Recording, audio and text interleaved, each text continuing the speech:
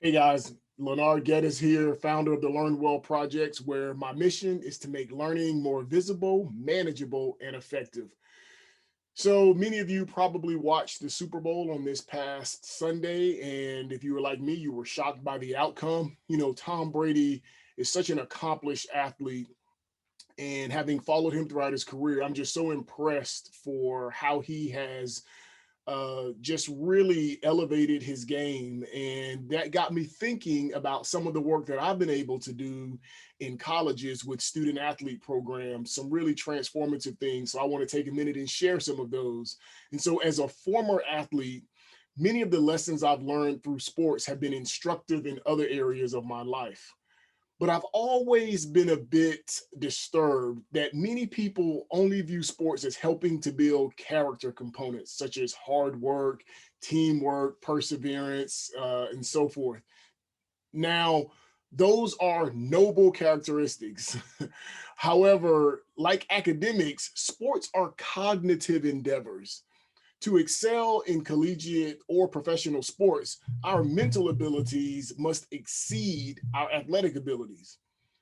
Tom Brady's seventh Super Bowl win inspired me to share some ways that educators can help students transfer their athletic cognitive skills to academics. Now, what does that mean? If you listen to the people within the Tampa Bay organization, players, coaches, executives, and so forth, they all mention how Brady's work away from the field is the most impressive and impactful aspect of his game. What are they talking about? They are referring to the way Brady sharpens his cognitive skills when he's not actively running plays. They all attest to the notion that the mental work Brady puts in away from the game facilitates his success during the game.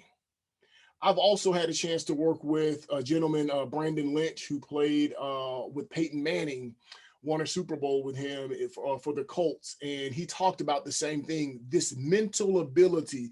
And if you follow great players in whatever sport they're in, they get to a point to where people start talking about the way that their mind facilitates their success.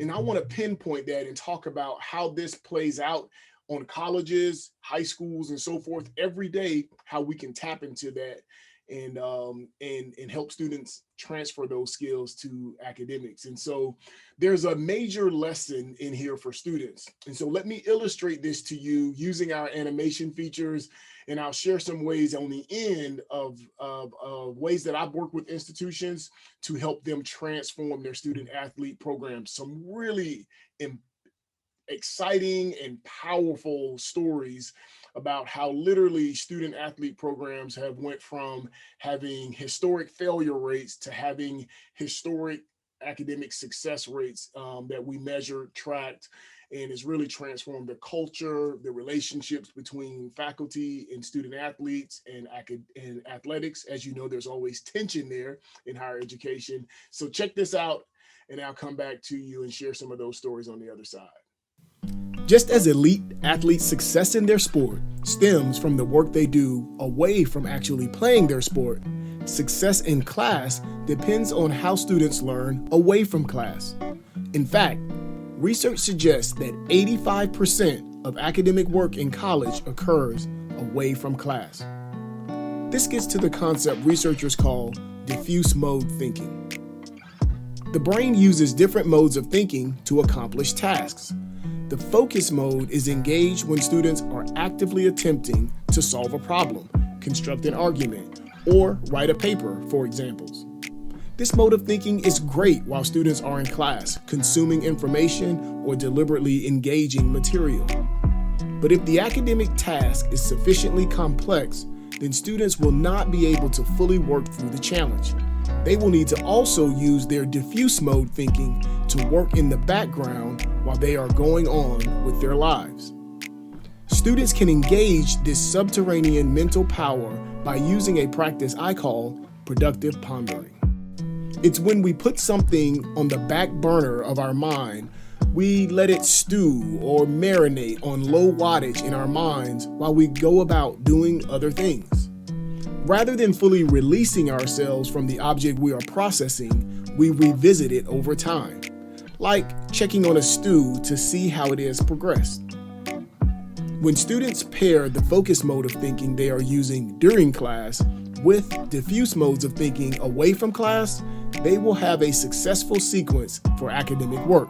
As educators, you can help students combine their diffuse thinking mode with their focused thinking mode by shifting their perspective on thinking and how and when they practice thinking. Dr. Havior used the productive pondering tactic to easily get his students thinking and learning better. You can follow these steps to replicate his experience. Step 1. Schedule time for diffuse thinking. Dr. Havior got his students started by encouraging them to spend 10 minutes before their next class engaging in diffuse thinking. Step 2. Combine diffuse thinking with a concrete task. Dr. Havior asked his students to select a basic task that they perform routinely to do while they engage in diffuse thinking. Combining abstract thinking with a routine concrete task is a great way to activate our diffuse thinking powers. In step 3, debrief diffuse thinking. During the next class, Dr. Havior probed students about their experience. Students were surprised at how their knowledge had developed.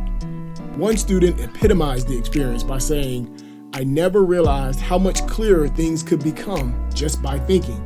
It's like I have a new power." When students use the diffuse mode of thinking away from class, they not only become autonomous thinkers, like Tom Brady, they are doing essential cognitive work that will manifest on tests and tasks. You know, many of our students share a key similarity to Tom Brady. Brady was not a superior athlete based upon NFL QB metrics, but he made himself superior by excelling on metrics that weren't being measured. While he wasn't born with championship physical talent, he developed championship cognitive skills, and your students can as well.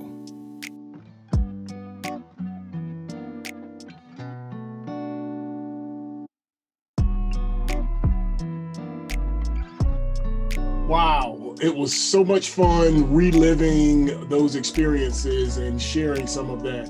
Now, I've seen that tactic when paired with other types of metacognitive work completely transform entire universities. In 2011, in fact, while I was working at Lenoir-Rhyne University, the provost then, Dr. Larry Hall, asked me to start a study hall program. And at the time, there was some significant tension amongst faculty and the athletics department.